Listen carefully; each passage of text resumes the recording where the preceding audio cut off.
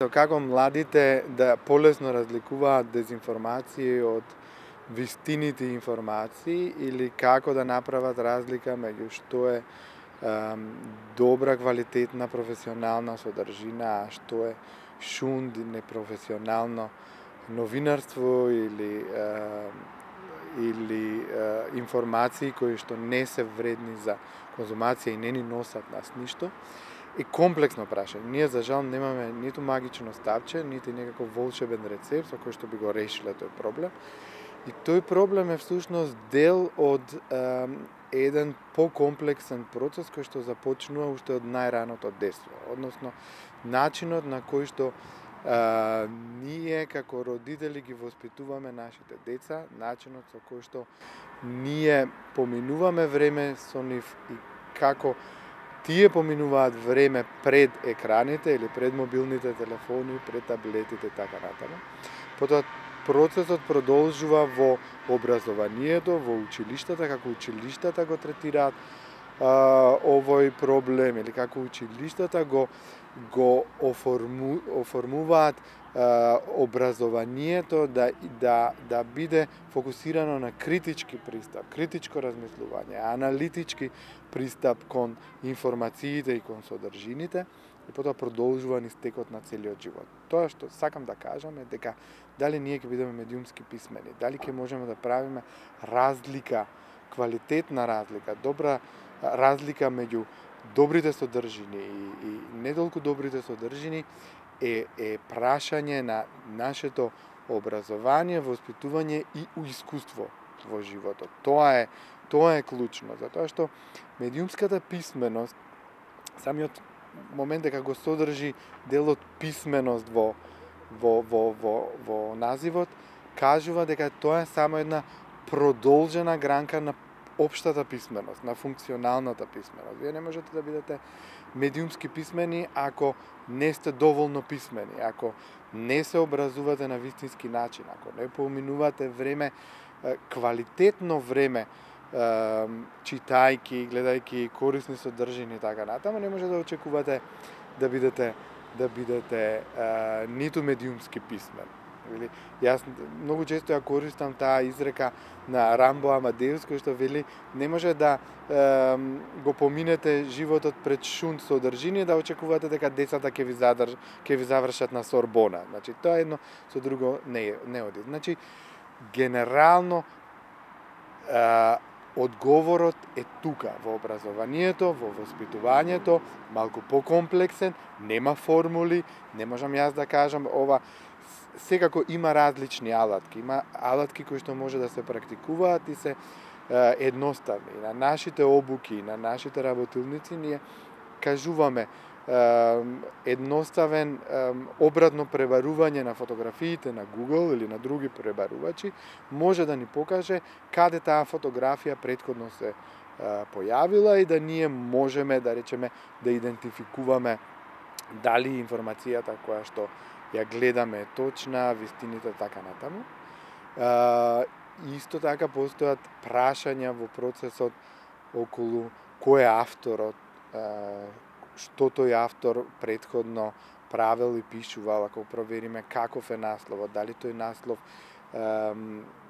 наслов е поврзан со нашите емоции или е некаков тригер за нашите емоции, дали се работи за кликбейт, дали содржината е факт или мислење, што е исто многу важен елемент во процесот на медиумското описменување, дали зборуваме за факти, кои исто така може да бидат точни и неточни, или зборуваме за нечие мислење. Доколку е мислење, тогаш не можеме да спориме дали, ќе земам пример од нашиот прирачник, не можеме да спориме дали Шпанија е најдобрата земја за одмор или не. За некого е, за некого не. Ама тоа е нечие мислење. Меѓутоа, можеме да потврдиме дали, да речеме, не знам, Македонија има 3 природни езера, Охридско, Доранско и Преспанско, или дали највисокиот врв во Македонија по кораби, така натаму, пошто тоа се факти, тие се лесно мерливи.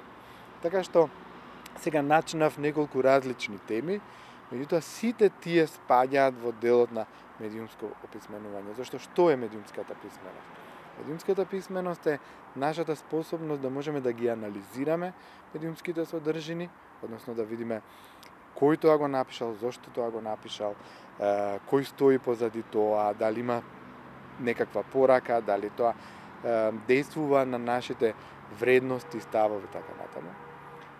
Медиумската писменост исто така е евалуација, односно оценка, тоа што вие го зборувате, дали е нешто вистинито или не, дали е професионално или не. Меѓутоа, медиумската писменост е и создавање медиумски содржини, креирање.